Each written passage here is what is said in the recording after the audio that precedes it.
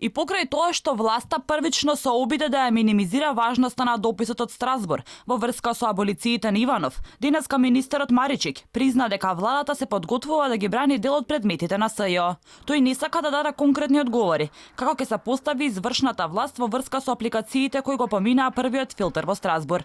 Вели, тоа било во интерес на заштита на процесот, оти Македонија била странка во случајот. Не би ги изнесувал детално аргументите, ниту стратегијата на нашата позиција пред судот.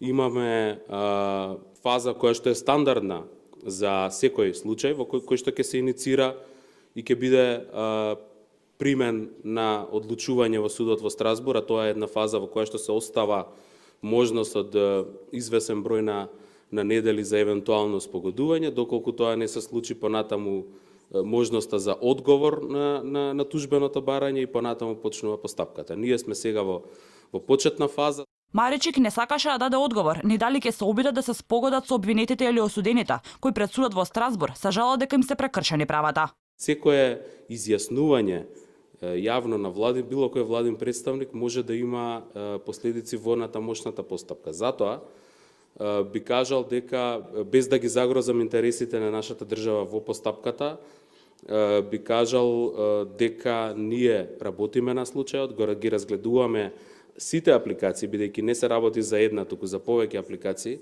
одеднаш ги разгледуваме и ги подготвуваме нашите аргументи. Според дел од правниците во Македонија, се поизвестно е дека судот во Страсбур ќе потопи дел од случаите на веќе згаснатото СЈО.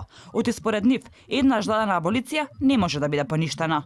Доколку се следи до сегашната пракса во одлучувањето на судот за човекови права, големи се шансите да бидат прифатени жалбите на функционерите од поранешната власт, меѓу кои Никола Груевски, Мила Јанакиевски, Гордана Јанкуловска и Саша Мијалков. Пишуваат некои од правниците, повикувајќи се на донесена одлука по сличен случај во полза на лицата кои се жалат, посочувајќи го случајот Лекса против Словачка. Дека аболицијата не може да биде укината и примерот што Грција не дозволи екстрадиција на поранешните функционери во МВР Горан Груевски и Никола Бошковски. Оти во Македонија ке немале фер судење, но и ефектот од одлуката за помилување, која не можела да се анулира, независно дали помилувањето во било која постапка или со било која одлука е ставено вон сила.